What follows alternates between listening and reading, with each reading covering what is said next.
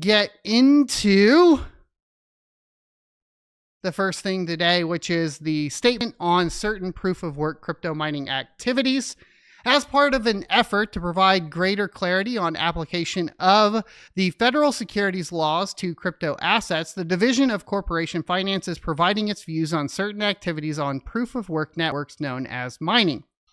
Specifically, this statement addresses the mining of crypto assets that are intrinsically linked to the programmatic functioning of a public permissionless network and are used to participate in and or earn for participating in such network's consensus mechanism, or otherwise used to maintain and or earned for maintaining the technological operation and security of such network.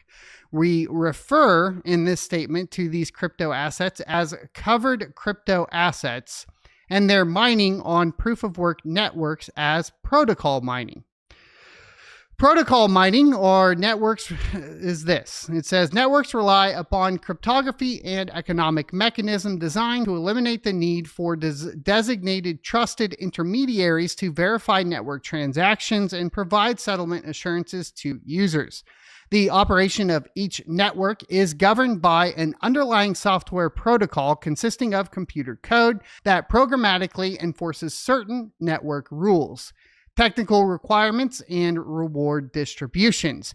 Each protocol incorporates a consensus mechanism or method for enabling the distributed network of unrelated computers known as nodes that maintain the peer-to-peer network to agree on the state or authoritative record of network address ownership balances, transactions, smart contract code, and other data of the network. Public permissionless networks allow anyone to participate in the network's operation, including the validation of new transactions on the network in accordance with the network's consensus mechanism. Proof of work is a consensus mechanism that incentivizes network transaction validation by rewarding network participants called miners who operate nodes, adding computational resources to the network. Proof of work, or POW as it says here, involves validating transactions on a network and adding them in blocks to the distributed ledger. The work in proof of work is the computational resources that miners contribute to validate transactions and add new blocks to the network. Miners do not have to own the network's covered crypto asset to validate transactions. Miners use computers to solve complex mathematical equations in the form of cryptographic puzzles. Miners compete with their peers to solve these puzzles, and the first miner to solve a puzzle is tasked with accepting batches of transactions from other nodes and validating or proposing new blocks of transactions to the network. In exchange for providing validation services, miners earn rewards in the form of newly minted or created covered crypto assets that are delivered under the terms of the protocol. And so basically they're just distinguishing between the block reward and then, of course, fees that are generated at the same time. So that is basically all the fees are going to be covered under this term, which is covered crypto assets. A miner providing validation services receives the reward only after the other nodes in the network verify through the protocol that the solution is correct and valid. To this end, once a miner finds the correct solution, it broadcasts this information to other miners who can verify whether the miner properly solved the puzzle to receive the reward. Once verified, all miners then add the new block to their own copies of the network. Well, yeah, I mean, not the miners themselves. The nodes do, right? The nodes hold the ledger. I suppose like it depends on, there's a distinction there that I don't know if it's important or not. What do you guys think? Do you think the distinction of where the ledger is held and where it writes to is important? Wouldn't it be important who holds the ledger in some circumstances? I mean, obviously, I think this is going to clear that up anyways from what I know happened or what they decided down here, but just something to think about. Proof of work is designed to secure the network by requiring miners to spend considerable time and computational resources to authenticate transactions.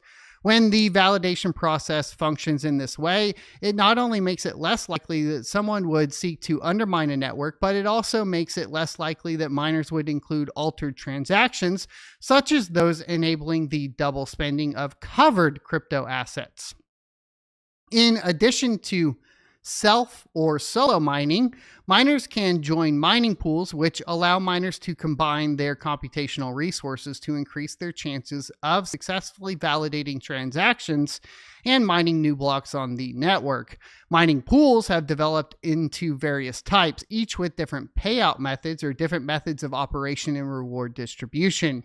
A pool operator typically is responsible for coordinating the miner's computational resources, maintaining the pool's mining hardware and software, overseeing the pool's security measures to protect against theft and cyber attacks, and ensuring that miners are paid their rewards. In return, the pool operator charges a fee that is deducted from the miner's share of the rewards earned by the mining pool. Reward payouts vary among pools, although rewards often are distributed across the mining pool in proportion to the amount of computational resources that each miner contributes to the pool. Miners have no obligation to stay in a pool and can choose to leave a pool at any time. Of course, depending on the payout method, the distribution method, we've covered this so many times on this channel, but definitely look up, of course, payout methods from different mining pools. It will determine, essentially, how much of a loss you will be at if you do decide to swap pools, because some payout methods will put you at a larger loss for leaving that pool than others.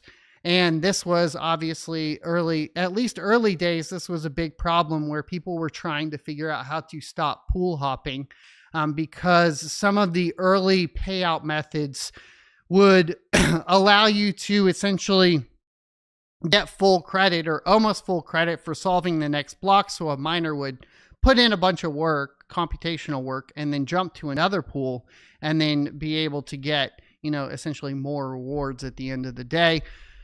By and large, I think those payout methods have gone the way of the dinosaur. Everything now, PPLNS solved that mostly. So, it's just something, a little bit of crypto history, I suppose, for you guys. So it is the division's view that mining activities defined in this statement in connection with protocol mining under the circumstances described in this statement do not involve the offer and sale of securities within the meaning of Section 2A1 of the Securities Acts of 1933, the Securities Act, and Section 3A10 of the Securities Exchange Act of 1934, the Exchange Act.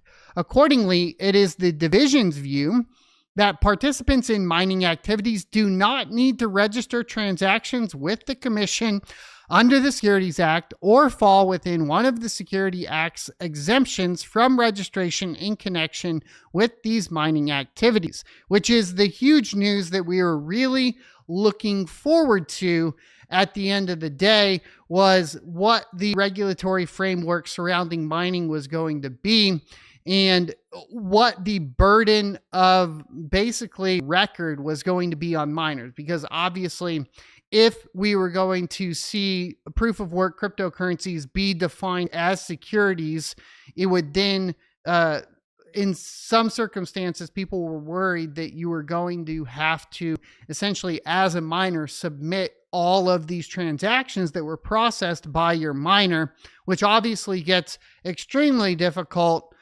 when you start talking about pooling and stuff. I assume that would have fallen under the mining pool's responsibility, but that is no longer a concern here. So obviously huge news for crypto mining, positive news as a whole. Some of the stuff that's been floating around, like no tax on cryptocurrency mining, these types of things, not accurate. I think this may impact positively potentially the capital gains issue. So for those of you not in the know, Currently, crypto mining gets taxed at two intervals. First, it gets taxed as income on the day and time it was mined. And then two, it gets taxed as capital gains once the miner decides to sell it if it was at a profit, and, capital losses if it was at a loss. And I'm hoping that we see that get changed. I don't know if that will for sure change, though. It's just something that I think for record keeping, etc., can obviously be a hindrance. It's important as a miner to keep those things in mind. I hope you enjoyed this clip from the Crypto Mining Show. If you would like to see more from this particular episode, take a look up here. Don't forget to also subscribe to the channel. And if you want to support me directly, you can go to sonofatech.locals.com and become a member. Thanks for watching, and I will see you next Tuesday.